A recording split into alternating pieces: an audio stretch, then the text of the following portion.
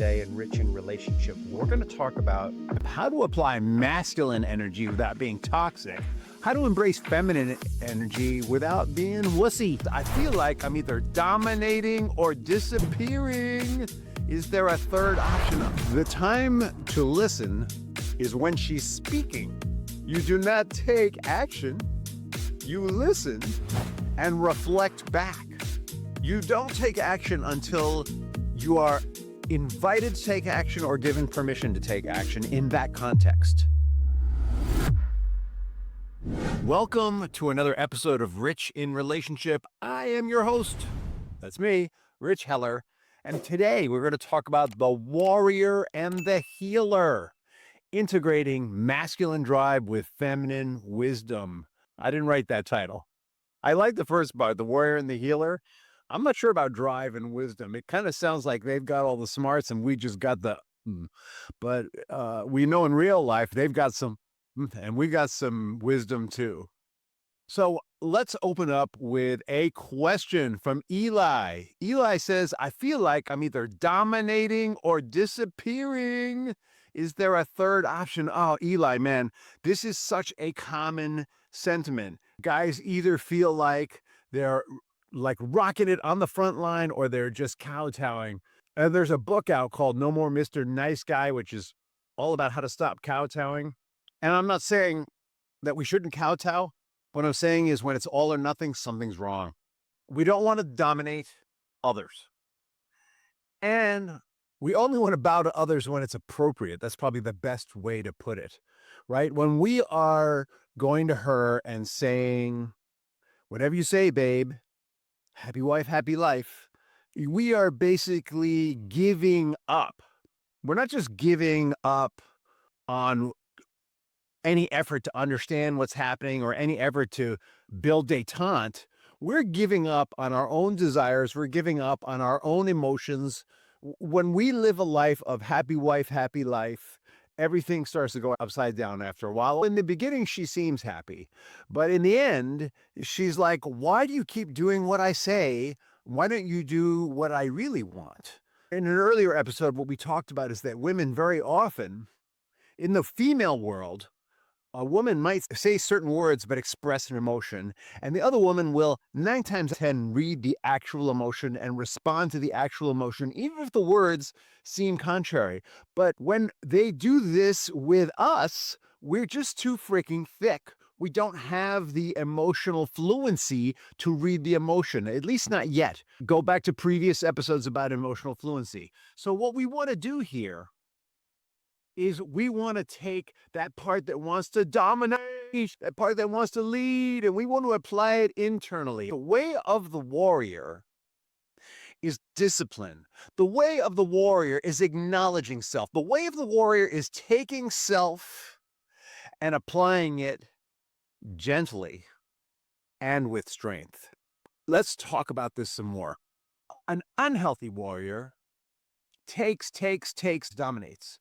A strong warrior is working on the inside. A strong warrior has disciplines.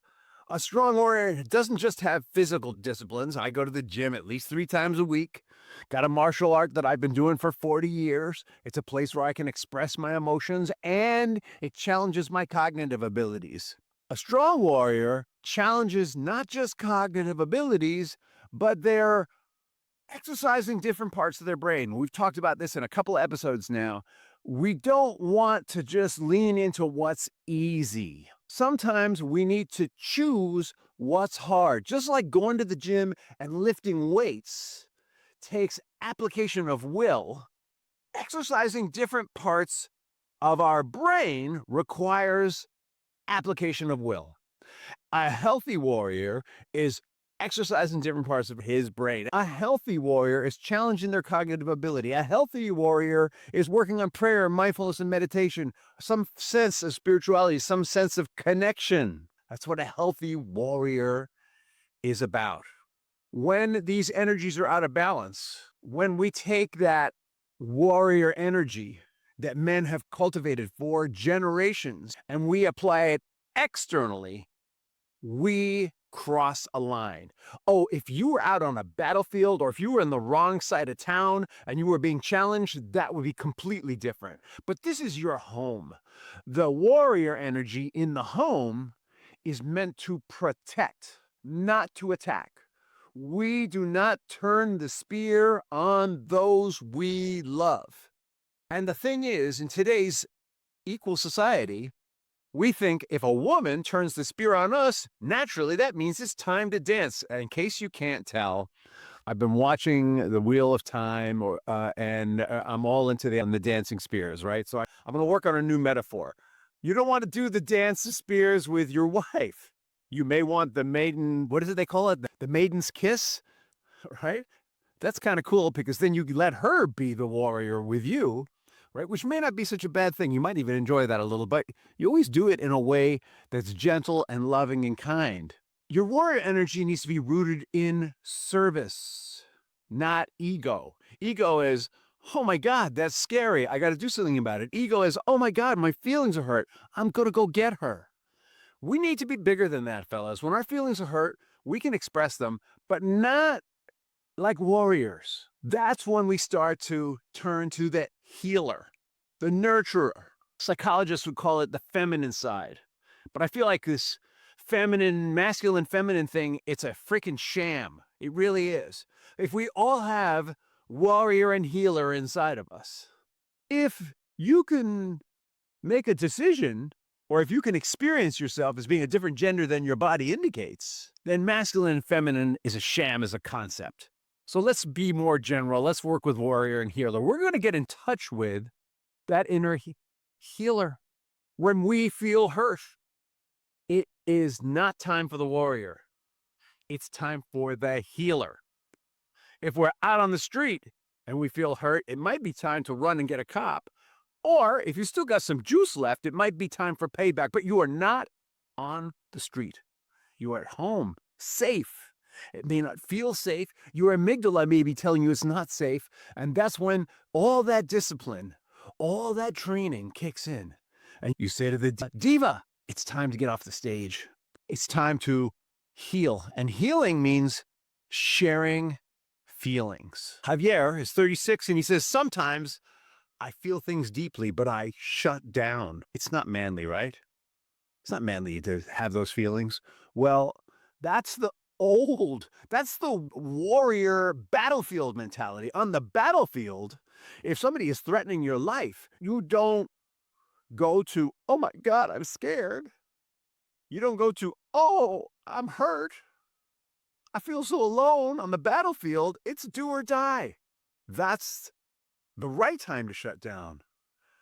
You gotta engage your external warrior when it's the right time and place. Javier, when you're home with your wife, it is okay to feel deeply and even express it.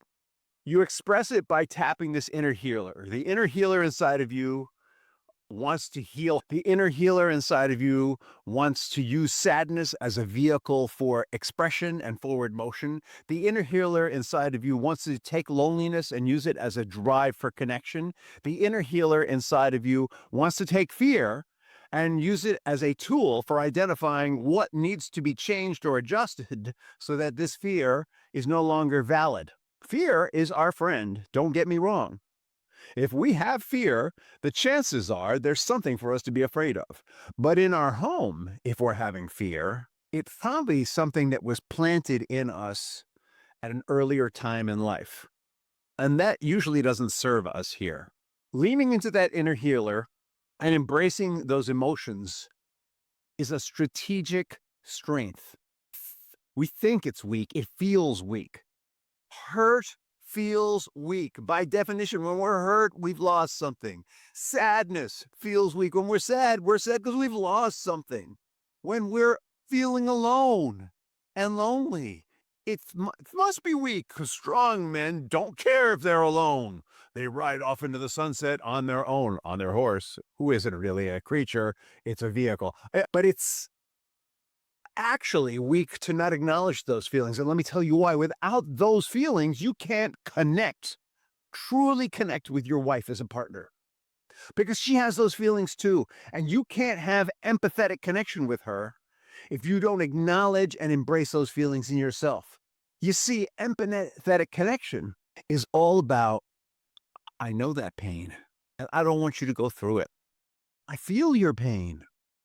That's what empathetic connection is about. And real men, men who embrace their inner healer, allow themselves the full range and depth of emotion at the right time. Through that connection, we develop empathy and compassion. Through that connection, we allow ourselves to become vulnerable. How do I know when to step up and when to just listen, Noah? I'm not sure what you mean by step up. I think step up might be in this I wish I knew more about your situation, Noah. So I'm going to interpret this. Okay. Stepping up, let's call stepping up taking action. Not necessarily negative action or positive action, just taking action and when to just listen. So in one of the earlier episodes that we just did, there's a whole piece on how to listen. So Noah, before you know when to listen, you need to know how to listen. But in the case of your wife, the time to listen is when she's speaking. You do not take action. You listen and reflect back. You don't take action until you are invited to take action or given permission to take action in that context. Now, in the rest of your life, it may be totally different. At work, someone speaks, you identify a problem, and you're going to go take care of it. At home, it's a team effort. And so the warrior in this case, when she's speaking, still. The warrior has been practicing prayer, and even when fear comes up, instead of stuffing it and covering it over with anger, says, there's some fear. This could be scary. All right, let's ride this one out. The warrior has created the neural pathways last episode so that he can stand in stillness, ready to act if he needs to, ready to heal if he needs to lean into his healer.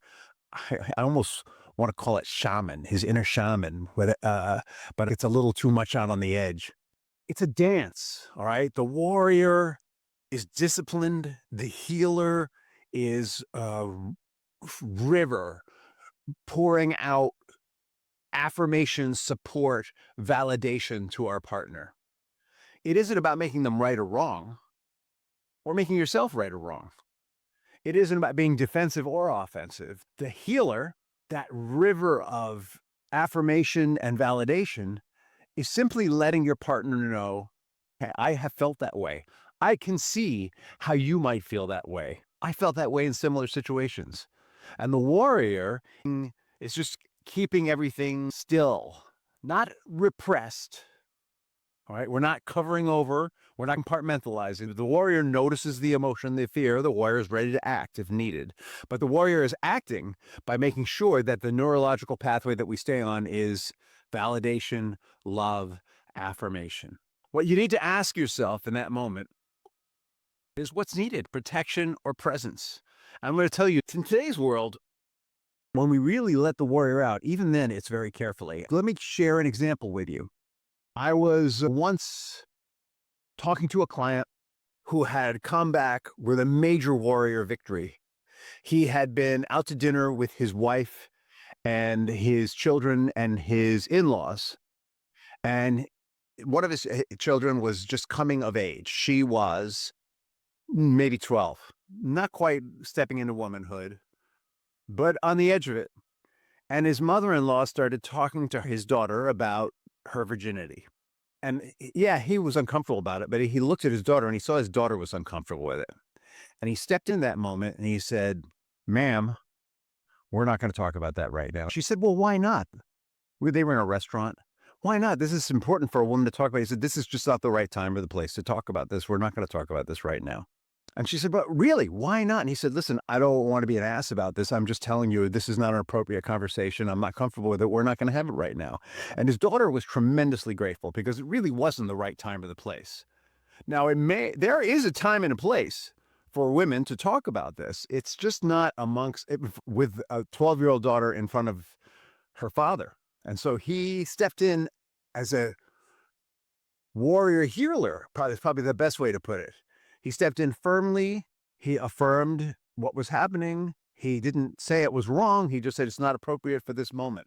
Instead of going, how could you ask that question?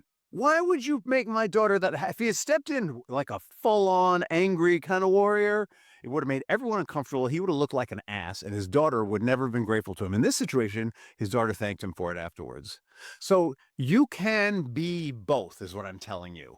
In fact, being a whole and complete man is about walking this balance between healer and warrior always. When the warrior supersedes the healer, that's when you're in danger. Or when the healer supersedes the warrior, that's when you're in danger. The healer superseding the warrior is what we talked about earlier. Yes, ma'am. The healer just wants her to feel good, just wants everyone to feel good, but doesn't acknowledge that it's not truly feeling good. The warrior, on the other hand, has the discipline to stop and listen and look for the emotion.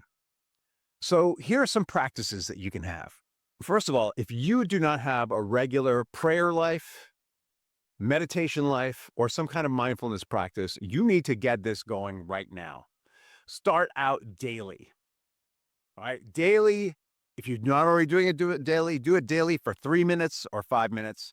And then the following week, up it by 2 more minutes. And the following week, up it by 2, until you get to at least 20 minutes a day. What that does is it's your prefrontal cortex saying to the diva, your amygdala, we're going to hang out in the cerebral cortex for a while. Because prayer, mindfulness, and meditation, brain studies show that it lights up the cerebral cortex and takes emotional energy away from the amygdala. And over time, your prefrontal cortex and your cerebral cortex will grow and the amygdala will shrink. You've got to do this. When you're in a wartime setting, if you want to let the diva out full time, that's fine, but you are not in a wartime setting. Second, you need to make a decision right now that you are never going to go off on your family.